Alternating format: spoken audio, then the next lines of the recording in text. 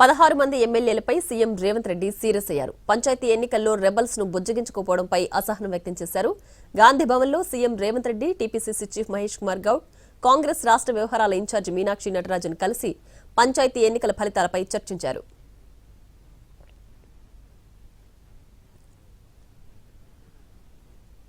Rebels ను సమన్వయం చేయలేని ఎమ్మెల్యేలు, నియోజకవర్గ ఇన్ఛార్జీలపై రేవంత్ రెడ్డి అసహనం వ్యక్తం చేశారు.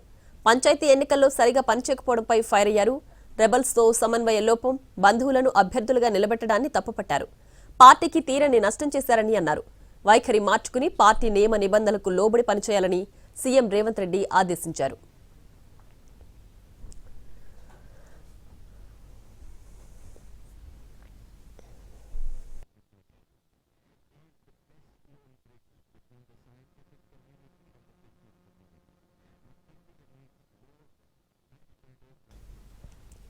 వరంగల్, పాలమూరు, నల్గొండ జిల్లాల ఎమ్మెల్యేలకు సీఎం రేవంత్ రెడ్డి క్లాస్ తీసుకున్నారు.